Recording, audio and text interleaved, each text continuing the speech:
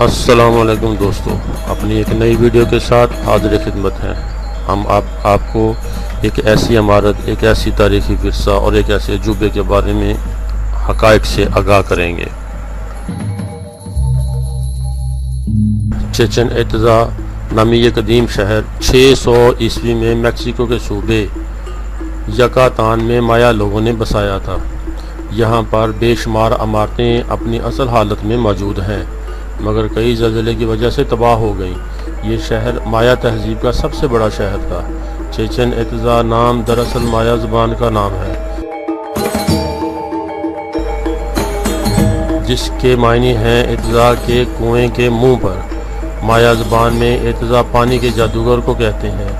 یہ شہر مایا تہذیب کا اکنامک گڑھ تھا۔ یہاں منڈیاں، بازار اور بڑی بڑی عمارتیں تھیں۔ ہر سال تقریباً 15 لاکھ لوگ اسے دیکھنے میکسیکو آتے ہیں۔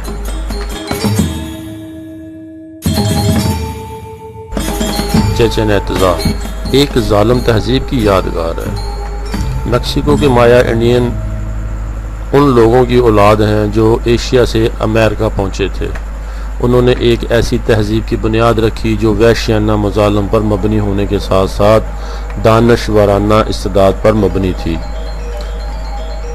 بالفاظ دیگر وحشیانہ مظالم، دانشوری دونوں ایک دوسرے کے شانہ بجانہ موجود تھے۔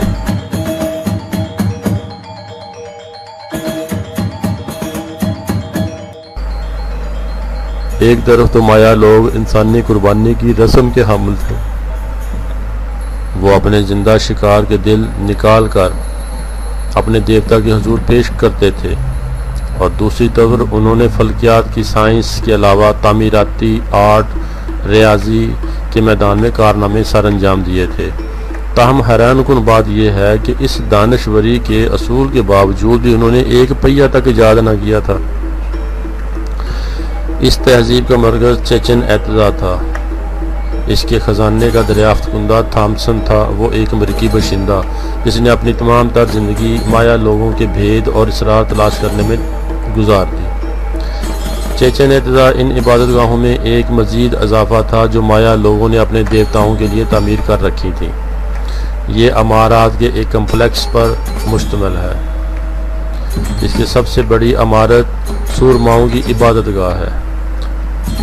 12ویں صدی کے روحانیت کی بلندی کی اماج گاہ چکمول کی پرانی عبادت گاہ کے اوپر تعمیر کردہ ہے۔ اس کے وسط میں کارٹیلو واقع ہے، اونچائی کی حامل ایک عمارت جس کے صحن میں قربانی کا کنواں ہے، جس میں کسی دور میں نوجوان لڑکیوں کو پھینکا جاتا تھا تاکہ دیوتاؤں کو خوش کیا جا سکے، ان کی خوشنودی حاصل کی جا سکے۔ چیچن اطزا کا ایک حسن اس کے ستون کی وہ قطار ہے جس نے اسکوائر گریٹ مارگریٹ کارڈو کو اپنے گھیرے میں لے رکھا ہے۔ یہ اسکوائر مایا لوگوں کے لیے وہی کردار ادا کرتا تھا جو روم فورم آبادی کے استعمال کے لیے ادا کرتا تھا۔ یہ کہنا شاید غلط نہ ہو کہ مایا لوگ در حقیقت پرسکون لوگ تھے، فطرت پرست لوگ تھے جنہیں وسطی میکسیکو کے ان قبائل سے پرتشدد مذہبی رسوم مستعار لی تھیں جنہوں نے اس پر فتح حاصل کی تھی۔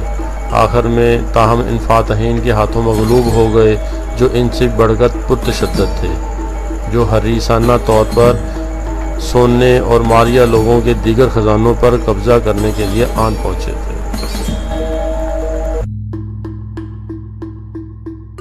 دوستو، آپ کو ہماری ویڈیو پسند آئے تو سبسکرائب کریں، لائک کریں، شیئر کریں تاکہ آپ کو نئی اور اچھی معلوماتی ویڈیو ملتی رہیں۔ شکریہ۔ خدا حافظ۔